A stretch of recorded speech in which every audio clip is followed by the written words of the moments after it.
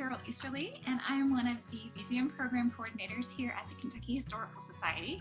We're very happy that you're going to be joining us for one of our virtual events. So this is just a brief tutorial about how to use Zoom, which is the online meeting platform that we use for most of our virtual programs.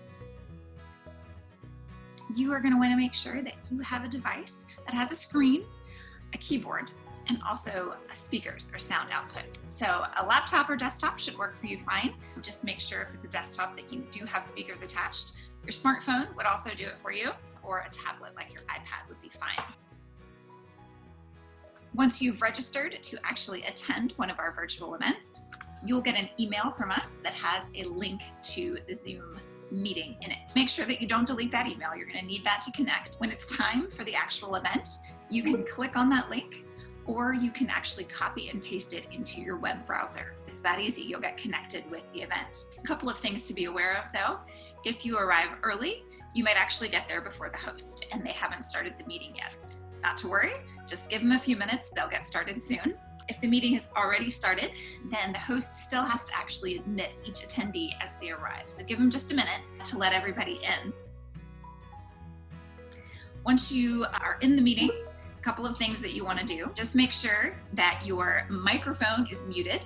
It's not because we don't want to talk to you. That makes sure that background noise doesn't actually interrupt the presenter or make it difficult for other people to hear what's going on. All that you have to do is click on the little microphone icon, which is down toward the left side corner of your screen. Do feel free to turn your web camera on if you have one. There's a little video camera icon down toward the bottom of the screen right next to that microphone. It probably is turned off when you first get into the meeting, so you can click to turn it on. Just be aware that everyone else in the meeting can see you. We like to see your smiling face. We'll also be able to see anything that's going on over your shoulder in the room behind you, so just be aware of that. You can actually turn the camera off anytime that you need to, and you can turn it back on again whenever you're ready to. When your camera's turned off, the other participants will just see your name displayed on the screen. You will notice that you can see the smiling faces of any other participants who are using web cameras at the event. It's really nice to see everybody's faces, of course, but we actually recommend that you choose speaker view while you're in the meeting. That's up toward the top of your screen, so you just want to click on that. What that does is it'll make the presenter's window larger than everyone else's, and that lets you focus on them and what they're saying. And then if they share any images or media with you while they're doing their presentation, you'll be able to see that really clearly.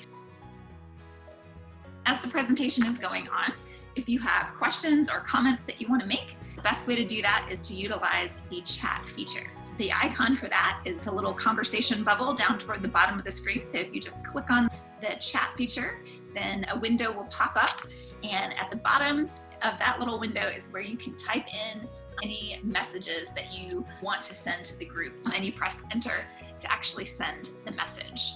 Do remember that everyone will be able to see that as well. And you can do it as the presentation is going on. When the presentation is over, then the host will actually share the questions with the presenter. Congratulations.